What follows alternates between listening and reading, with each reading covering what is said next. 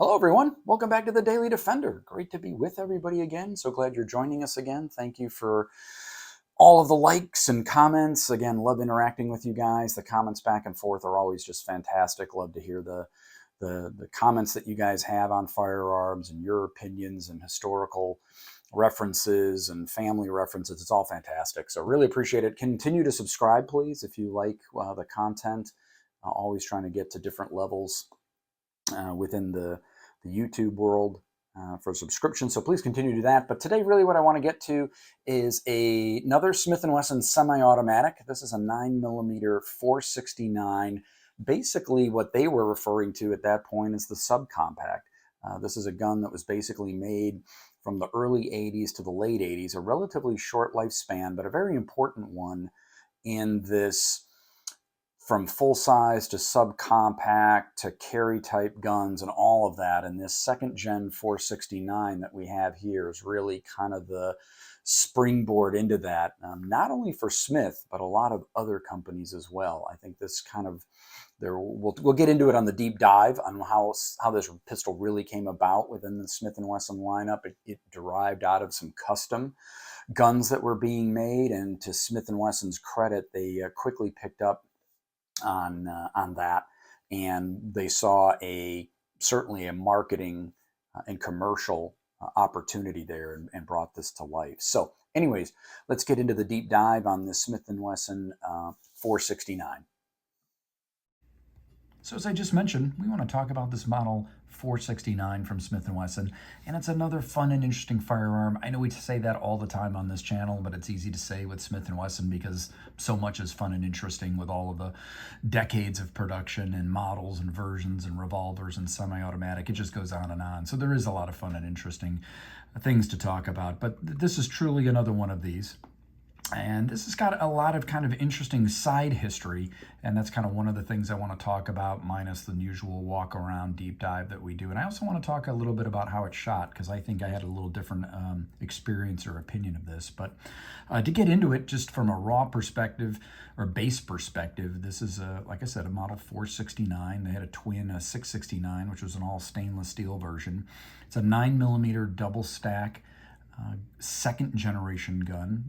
And generally, as you guys know on the channel, the 3-digit model number indicates a second-gen gun. There's an exception to the rule with the Values series.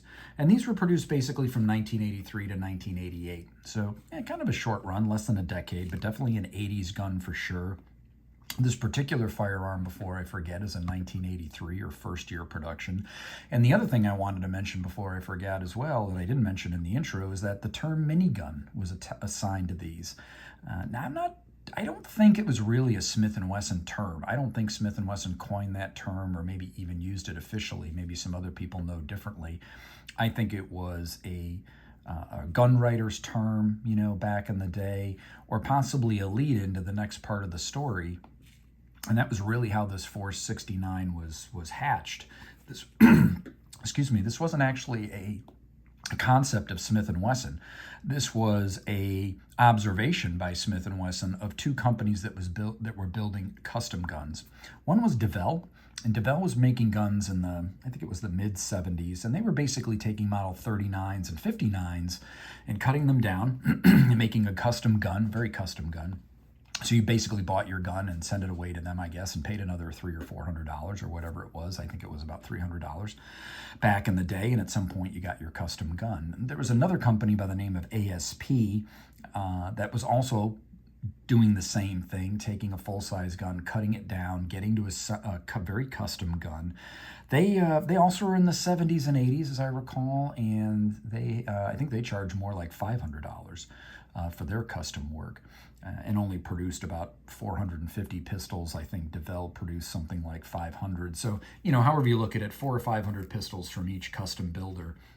Not a lot of them out there. Now they go for thousands and thousands and thousands of dollars. But to Smith & Wesson's credit, they did see the interest in that gun, and given their law enforcement connection at that point, and really that was their main customer base, whether law enforcement came to them after looking at the DeVell and ASPs or Smith & Wesson connected the dots, not really sure, but came to this basic product and said, hey, this is a gun for our detectives, our plainclothes, and backup gun, for our law enforcement customers. And of course, was starting to now get more interesting with civilian carry as well. It was funny, I was watching a video not too long ago from a pretty decent sized company, and there were two guys talking about the DeVell gun and how that was almost marketed or used by police officers or detectives. And I just really have a hard time with that. I can't imagine a street cop in the 70s with that pay scale, buying a 59 and then spending $300+ to send it away to have a custom gun that would be his backup gun. It just doesn't really hold water for me. Now, again, I do, like I said earlier, I do believe that police officer or that detective did want this gun and but couldn't afford it. And again, to Smith & Wesson's credit, I think they saw the market, or the market spoke to them, and they said, okay, wait a minute, we can build this at a production level with a gun shop price that a police officer could afford. So that's how we got here. That's how we got here with our second gen 469 from the 80s. So let's do a walk around on it. Of course, a clear and safe firearm. And our usual walk around, start with the slide. We've got a steel slide, aluminum frame, blued gun, obviously. Nice machining as always. And I have to admit, I never owned one of these particular guns or came across one or ever had an opportunity to shoot one. I wasn't necessarily suspect of the build quality, but I also wasn't quite sure of it. I have to say it appears to be, and from my opinion of shooting it, a very, very well made and engineered firearm. This is a very solid gun, and I'll talk about how it's shot. But back to the walk around on the slide. I've got very traditional Smith & Wesson roll stamp, the 4 line information from Smith. We've got rear serrations, front and back, nicely done. Machining overall, again, is very, very nice. This is a double action, single action firearm, so we've got a decocker safety. We've talked a lot about how that works and this kind of functionality on the channel, so I don't think I'll go into that. On this side of the slide, we have nothing at all, no markings. We do have the funny, well, in my opinion, funny, this hex screw or set screw that kind of holds the decocker, the ambi decocker safety in place. Personal opinion, I just always thought this was a little half-baked or not really professional or whatever. I don't know. It just never set well with me, but it was the way it was done back in the day and how they did it. So, and it worked. So that's this side of the slide. Before I get to the sights, which are actually a very interesting part of this gun, nicely done bobbed hammer here. I think this was the first bobbed hammer that Smith & Wesson introduced. It was a nice little beaver tail, but they were very astute, again, of their customer and law enforcement customer base that was going to want this as a very concealed carry type of firearm. So very nice job there. Onto the sights. So this is interesting. This is the only sight system, or this sight system is only used on the 469, I should say. And it's got a traditional Smith & Wesson fixed rear in that regard, but it has a white U outline, as you can see. Not a 3-dot, not a 3-dot white. And the front is even more interesting. It was called a yellow bar front sight. And it's the yellow bar is actually set in. It's like recessed into the front sight. I don't know if you can really see that. It kind of focuses. I'll try to get my finger out of the way. But you can, pretty unique. And my understanding is the 669, the stainless steel version, had a red insert. And I don't believe I recall this sight system being used on any other Smith & Wesson semi-automatic. Again, maybe one of the viewers can correct me on that. So, but a nice sight system. It worked well, a little better than I expected, actually. So that's kind of interesting. Down onto the frame, we have, like I said, aluminum blued frame. Nice machining, once again, all the way through. Of course, no rails at this point. Squared off trigger guard, checkering on the front, which is typical at that point. Very nice undercut, slide stop, slide lock. You've got your magazine release here. Not really a beveled mag, but certainly a very large opening. Maybe a little bit of a bevel there. And then just kind of walking around on this side of the frame, you had a nice little smaller Smith & Wesson trade stamp, but still very, very nice. The grips are really between the sights and the grips, I think, and just the history of the gun, that's really the thing to talk about on this firearm. Smith, on this particular version, on these miniguns, used this Delron plastic grip. It was a 3-piece, so it's still kind of harking back to its it is a second generation gun, but so very second generation in that regard. The rear back strap is also checkered, as is the front, or vertical serrations, I should say, on the frame. But back to the grips, it's a three-piece. They're all plastic, all this Delron material. And the grip was actually what they called a pebble grain. They actually had a name for it with an embossed Smith & Wesson logo, just as you see it. So very interesting. I'll come back to these when I kind of talk a little bit about my shooting experience with the firearm. I know you guys like the specs, so the specs are 26 ounces. It is a 9mm semi-automatic double-action, single-action, like we talked about, 3.5-inch stainless steel barrel, 9mm stamped. What else? We have a length of about 6.8 inches, a height about 5.5, or 5.5, 5.5, and then you've got a width probably at the widest point of about 1.25, and it came with a 12-shot magazine, which again is very nicely done, as all the Smith & Wesson are. It's a metal mag, nice follower, and actually did come with a pinky extension. How about that, right? I know we've talked several times about other manufacturers decades down the road that could have learned this lesson about utilizing the pinky extension. And again, a very nice fit in, very easy. Again, I don't know if I'd call it a beveled mag well, but very, very easy to get in and out, and then has just a nice, grip presentation with that pinky extension. No problem whatsoever getting a good grip on that firearm. Let's see, what else do I want to tell you about the specs? I think that kind of rounds it out with the 12-shot magazine that we just talked about.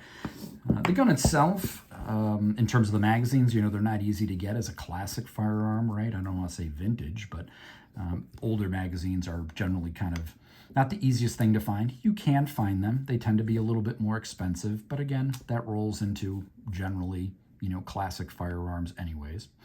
So getting into the shooting experience, the two kind of preconceived notions I had based on what I've read and seen and all that kind of stuff and forums and chatter and all that was that the gun had kind of a recoil, there was some recoil to it, or people commented about the recoil, and also commented about these pebble Delrin grips being kind of slippery. My experience was actually opposite of that. I didn't find the gun snappy at all. In fact, after I shot it, I remember specifically kind of saying to myself, wow, this really shot like a full-size gun. It was very solid, stayed planted in my hand, was smooth, flat shooting, just really felt like a bigger gun when I shot it. I specifically remember that from a few weeks back. Also, I did not find that the Delron grips I didn't have any slippage. I was able to hold on to it. It worked well. I know everybody has different, recoil opinions and how firearms feel in their hand, but I just didn't have any of those negatives or problems that I had read about. Now, certainly, it's an all-metal gun, and it doesn't have anywhere near the recoil impulse, in my opinion, of a Glock 43 or a 365, but, those are polymer guns, they're micro guns. It is harder to control those guns. There is more recoil impulse or more recoil management, whatever term you want to use. But this, an all-metal gun, designed the way it is by Smith back, they did a really, really nice job with this firearm.